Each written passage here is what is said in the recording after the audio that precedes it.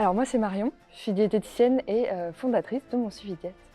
Nous les rencontres entre diètes, on a fait ça depuis le début de Mon Suivi Diète, donc on a lancé Mon Suivi Diète en 2019 et en fait dès le départ moi j'avais envie de créer ces temps d'échange entre diététiciens.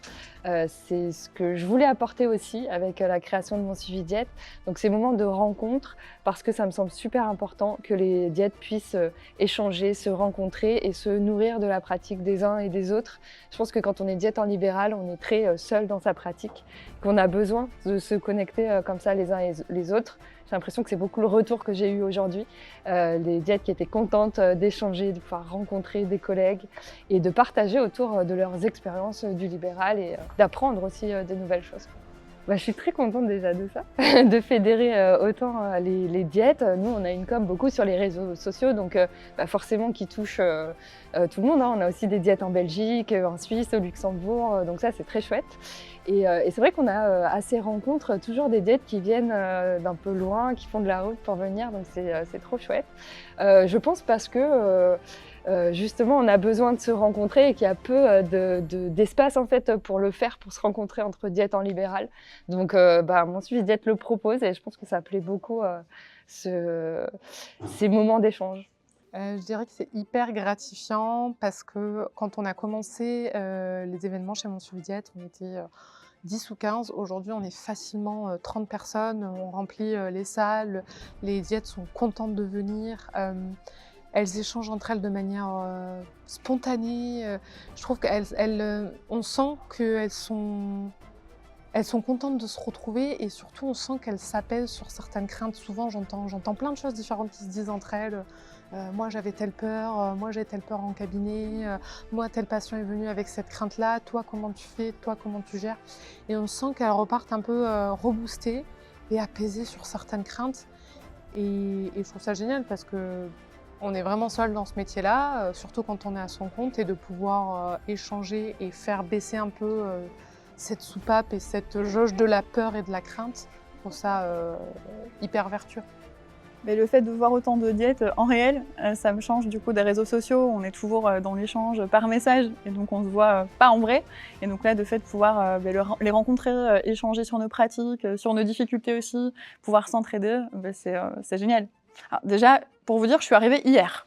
Donc j'étais vraiment excitée d'être là, puisque je suis arrivée avec un jour d'avance. Et oui, franchement, j'avais hâte de rencontrer toute l'équipe, de pouvoir rencontrer plein de diètes différentes, avec des spé différentes. Et puis on avait aussi 2 super intervenants, donc j'avais hâte de pouvoir voir leur présentation.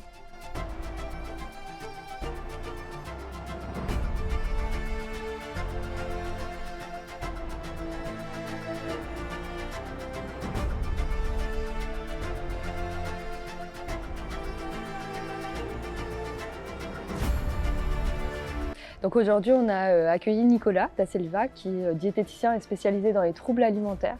Et en fait, on a échangé autour de la prise en charge des troubles alimentaires parce qu'on se faisait cette réflexion que quand tu es diététicienne, diététicien en libéral, forcément dans ton cabinet, tu vas rencontrer des patients qui ont des troubles alimentaires. Donc là, l'idée avec Nicolas, c'était de prévenir ça et de débriefer un petit peu sur les peurs et les préjugés qu'on pouvait avoir sur la prise en charge de ces patients-là. Donc l'idée, c'est que les diètes puissent ressortir avec une meilleure idée de la prise en charge de ces patients qu'on rencontre au cabinet. Les rencontres comme ça, c'est jamais des formations à proprement parler, mais l'idée, c'est de ressortir quand même avec des pistes de travail et de mettre à jour ses connaissances aussi, et puis de réfléchir aussi ensemble et de poser ces questions à des personnes qui se sont spécialisées dans le sujet, quoi. Chez quelqu'un qui n'arrive pas à le faire, qui n'est pas adaptable, on va retrouver 3 routes différentes qui, vous allez voir, arrivent au même endroit. La première, c'est le déséquilibre des sphères personnelles. Exemple, votre patient, en ce moment, il est en train de gérer des galères familiales de fou, plus dans son travail, il a énormément de boulot, il termine plus tard, mais il se force à tenir le plan alimentaire coûte que coûte et avoir sa nourriture avec lui tous les jours. Déséquilibre des sphères personnelles, parce que ça veut dire que s'il réussit à faire ça, alors qu'il n'a pas l'énergie pour le faire, il doit prendre de l'énergie ailleurs. Il doit prendre sur sa tranquillité, il doit prendre sur sa liberté, sa légèreté, il doit prendre sur ses autres sphères personnelles. Bref, qui dit déséquilibre des sphères personnelles, j'ai plus de pression, je suis plus fatigué, je suis plus stressé, il y a un moment, je vais arrêter. Donc ça amène quoi le déséquilibre des sphères personnelles? L'abandon. La deuxième, c'est l'association négative, c'est-à-dire s'il commence à faire ça dans tous les moments difficiles, il va commencer à associer ses comportements comme aller au sport, veiller à avoir une alimentation respectueuse de ses variations glycémiques, etc. Il va commencer à associer ça au ressenti douloureux qu'il vit.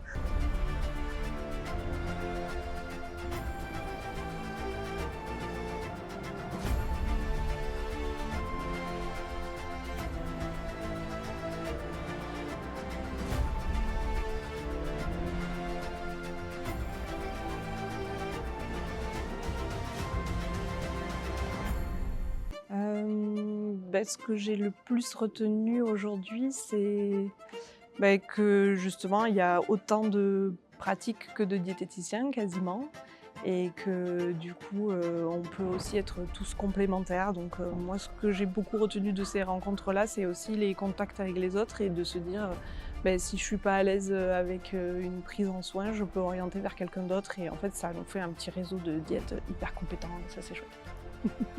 Alors, c'est pas la première fois que je participe à ces rencontres. Je les ai presque toutes faites. Je crois que je suis la squatteuse officielle des rencontres entre diètes. Mais à chaque fois, c'est un super moment. Je prends le train, je prends la voiture pour venir parce que c'est toujours hyper enrichissant. Et je regrette jamais. Les interventions sont super. L'accueil est génial. En plus, du coup, on revoit les copines, les copains. Et c'est vraiment des super moments à chaque fois. Ça, ouais, c'est super intéressant. Être diététicien sur les réseaux, c'est, je pense, un sujet très intéressant aujourd'hui.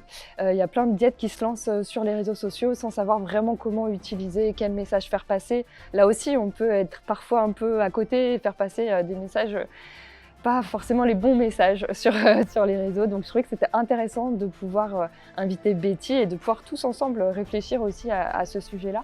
Quelle posture finalement un soignant peut avoir sur les réseaux, comment il peut aborder certaines thématiques, comment il peut aborder Instagram dans sa profession, et quel est le rôle qu'on peut jouer là-dedans, quoi. Un peu moins de 3000 followers pendant longtemps, je développais, voilà, ça va. Et puis d'un coup, j'ai fait un post qui s'appelle « L'hyperphagie, le trouble des enfants sages ». Voilà. Je ne sais pas pourquoi ce post, on ne sait pas, a explosé. Voilà. Il a explosé et j'en ai eu 2 coups sur coup comme ça. Et vraiment, et c'est ça où je suis passée de 3000 jusqu'à 12 000 et de nouveau j'ai eu un rebond jusqu'à 15 000 et après j'augmente un peu au fur et à mesure. Tu as tout à fait raison. Et celle qui est en hyperphagie à 23h, elle est attaquée. Oui, et puis... Non mais t'as raison Laurent de dire ça parce qu'en plus souvent j'ai des retours. Ah mais moi j'adore quand je me réveille, j'ai votre post.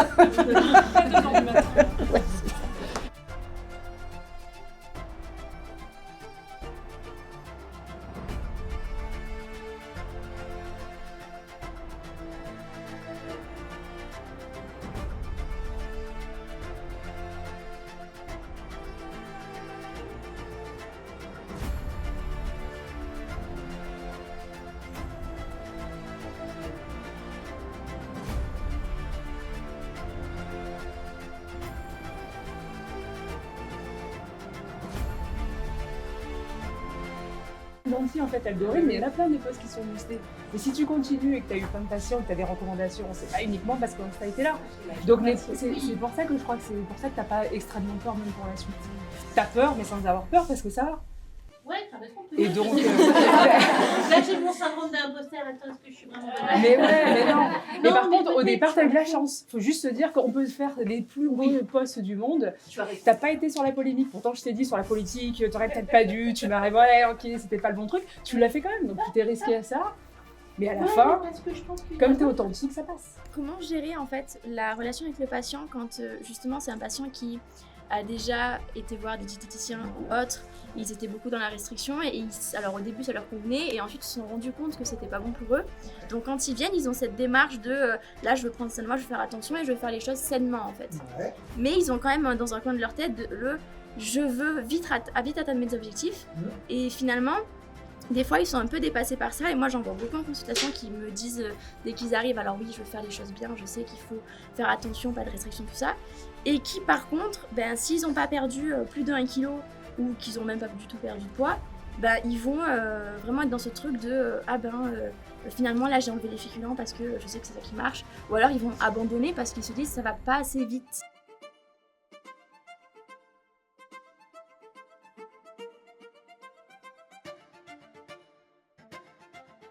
sur le côté motivation, en fait, sur les patients qui sont un peu perdus, justement, ceux qui ne savent pas vers quoi ils vont. Et ben voilà, nous, on est un peu les guides pour les faire émerger leurs propres solutions. Et c'est ça que je retiens au final, hein, qu'on est vraiment des guides et on n'est pas des gens qui imposent quelque chose. Voilà. Donc on est là pour les aider, les guider. Donc ça, c'est chouette de pouvoir faire émerger ces motivations et que chacun a les siennes. Et, ouais, donc j'ai bien aimé cette partie-là. Ouais. Ce que je retiens de l'événement, je pense que c'est une partie d'une intervenante du coup qui m'a beaucoup parlé, Betty, qui est intervenue sur la place des réseaux sociaux quand on est diététicienne et le fait de rester soi-même. Donc j'aurais envie d'encourager les diètes à être elles-mêmes et à être authentiques dans ce qu'elles partagent parce que c'est ce qui fonctionne le mieux. Alors moi, ces rendez-vous, ça fait toujours chaud au cœur. Surtout que je suis là depuis le début, donc du coup j'ai vu l'évolution et on est toujours de plus en plus nombreux et nombreuses. On voit même des hommes diètes venir parce que c'est une profession essentiellement féminine, mais on arrive quand même à fédérer aussi quelques diététiciens. Et on est voilà, de plus en plus en nombre. On sent qu'il y a un besoin de se retrouver entre nous, on y prend du plaisir. Il y a vraiment cet effet cohésion d'équipe, se créer un réseau. Et d'ailleurs, on voit que les collègues viennent même de loin, se déplacent de loin pour venir participer à ces rencontres. Oui, complètement. Je trouve ça... pour moi, je disais, j'ai créé mon suivi diète aussi pour apporter ça, cette connexion, ce lien entre les diététiciens. Et quand je vois les retours qu'il y a à la fin des rencontres, donc à la fois les gens qui se connectent entre eux et qui sortent de leur cabinet pour aller à la rencontre d'autres diètes et qui sont très contents de le faire. Donc ça j'aime beaucoup. Et puis effectivement, le but, c'est quand même de repartir avec une mise à jour de ses connaissances, d'avoir appris des choses, d'avoir peut-être bougé un peu aussi sur sa façon de penser, sa façon de mener ses consultations. Et donc là, on a eu des super retours des interventions aujourd'hui. Non, je suis très contente que ça ait pu peut-être faire réfléchir les diètes sur leur pratique et qu'elles aient pu y trouver aujourd'hui des pistes de réflexion, de travail pour leur prochaine consultation. Tout le côté humain en fait qu'il y a derrière et qui renforce en fait tous ces liens. C'est vraiment ça en fait, c'est l'unité qu'il y a derrière tous les diététiciens et les diététiciennes. Du coup, on n'est pas les uns contre les autres, mais on est vraiment tous ensemble et je pense que c'est ça que je retiens. Et on en apprend à chaque fois parce qu'à chaque fois, il y a des acteurs qui sont différents. Et voilà, pour le coup, aujourd'hui, c'était Nicolas da Silva et Betty. Et en fait, on apprend beaucoup avec eux, donc c'est hyper intéressant sur des sujets qui nous touchent plus ou moins. Moi, pour le coup, aujourd'hui, c'était jackpot parce que c'est des sujets qui m'intéressent beaucoup. Donc voilà, donc on en apprend toujours.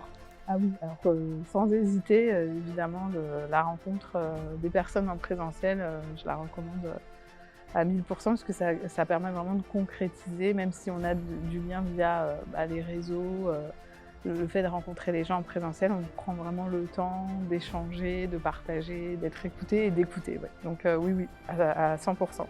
J'ai retenu en fait que l'authenticité était importante. On a beau avoir des approches différentes, ce qui fonctionne et ce qui fait en fait que nos cabinets peuvent être plus ou moins pleins, c'est qu'il faut qu'on reste identique en fait à nous-mêmes, qu'on s'invente pas en fait une vie, qu'on n'essaie pas de faire comme la personne parce que ça a marché pour elle ou pour lui. C'est restons en fait un maximum en fait authentique, ça va aller. Si on est compétent en fait, on est une réponse en fait pour une patientèle et en étant différent, on peut apporter des choses complètement différentes. Donc ne perdez pas confiance. C'est ça que j'aimerais bien dire en fait à ceux qui peuvent douter en fait aussi de je fais pas comme lui ou alors que lui il cartonne, je devrais faire pareil. Non, restez en fait ce que vous êtes. Un jour ça va aller. Et j'ai fait connaissance de Marion et avec qui ça a matché parce qu'elle est humaine en fait dans son rapport et je cherchais pas qu'un outil en fait, je cherchais vraiment un échange humain. Et du coup, du fait qu'elle est vraiment investie dans l'aspect humain, elle fait ses journées entre diètes et je trouve ça top. Je dirais de venir aux prochaines rencontres, de venir nous rencontrer, puisque les rencontres Mon Suivi Diète, elles sont ouvertes à tous, à toutes, je disais étudiants, diètes plus expérimentés, ça c'est important, je le rappelle. Vraiment l'idée c'est de faire connecter les diètes. Et donc il faut venir pour venir vivre ces moments d'échange et pour comprendre ce que sont les rencontres entre diètes. Merci à toi, merci à Mon Suivi Diète, à Marion, à toute l'organisation, à Lesia, à toutes les diètes qui sont là au quotidien pour qu'on puisse entendre notre voix.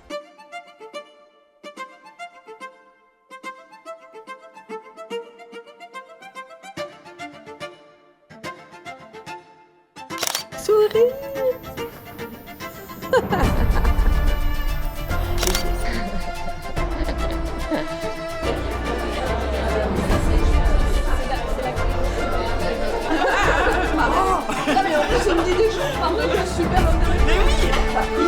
Est-ce que tu sais que là, t'es bien placé pour apprendre de parler? Oui. Moi qui milite pour qu'on n'utilise plus jamais la voiture. Mais en fait, d'abord, j'ai déposé tous mes enfants. Et il te parle. Et il vole en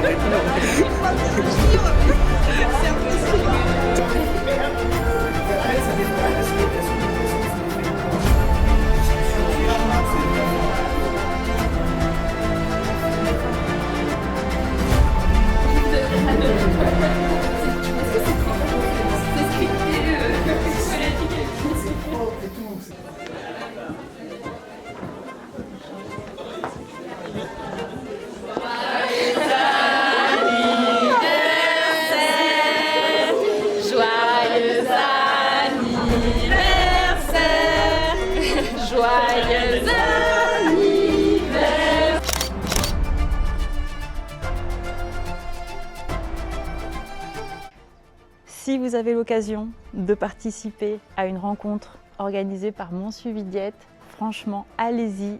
Vous allez en retirer que du positif, des échanges hyper intéressants, des apprentissages aussi avec les interventions. Enfin, à chaque fois, c'est un boost de motivation et de reprise de confiance en soi. Et enfin, moi, je sais que je participe dès que je peux et je viens dès que je peux et j'encourage tout le monde à faire pareil.